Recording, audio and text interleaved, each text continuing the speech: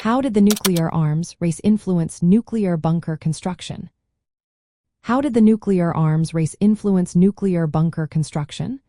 The nuclear arms race of the 1960s was a time of great tension and fear. With the Cold War in full swing, the threat of nuclear war loomed large. This atmosphere pushed many people to take action, leading to a significant increase in the construction of nuclear bunkers and fallout shelters. At its core, a nuclear bunker is designed to protect individuals from the immediate effects of a nuclear explosion and the dangers of radioactive fallout. As the arms race escalated, the possibility of a nuclear attack became more real. This urgency prompted both governments and citizens to prepare for the worst.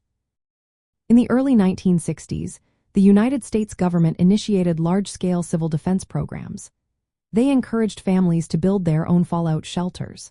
The government even provided guidelines on how to construct these shelters.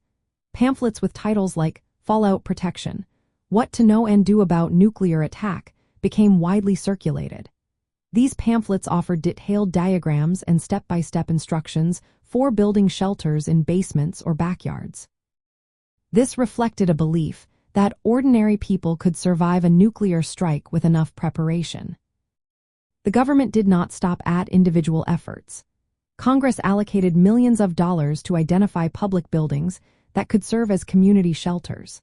Schools, hospitals, and offices were surveyed for their ability to protect large groups from radiation.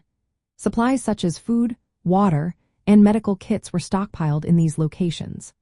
Local civil defense officials managed these initiatives, and detailed handbooks were placed in shelters to guide those seeking refuge. For those with more resources, private companies began selling prefabricated steel shelters. These were often installed underground in suburban yards. Families maintained these shelters throughout the decade, updating supplies and practicing drills.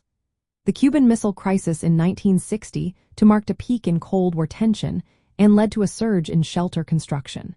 Many neighborhoods saw shelters popping up almost overnight as fear drove communities to act.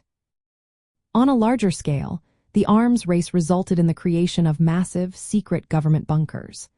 A notable example is the Congressional Bunker built beneath a luxury resort in West Virginia.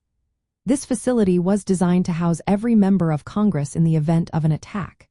Completed in 1962, it was equipped for long-term survival, featuring beds, cafeterias, water tanks, and even a crematorium. The existence of such facilities remained secret for decades, highlighting the seriousness of the threat. The influence of the arms race on bunker construction extended beyond the United States. Governments worldwide built elaborate shelters for leaders and essential personnel. For instance, Switzerland constructed vast public bunkers capable of sheltering its entire population. Meanwhile, the Soviet Union built deep underground complexes beneath Moscow. From a nostalgic perspective, these bunkers and shelters symbolize a time when the threat of nuclear war shaped daily life. Schoolchildren practiced duck and cover drills, families discussed evacuation plans, and the sight of a Geiger counter or a stockpile of canned goods was common. The bunker building craze captured the mix of fear, hope, and resourcefulness that defined the era. In practical terms, the arms race transformed nuclear preparedness into a national project.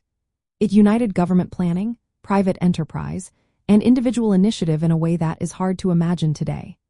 The legacy of this period is still visible in the shelters that remain, the civil defense manuals collecting dust, and the stories passed down by those who lived through it.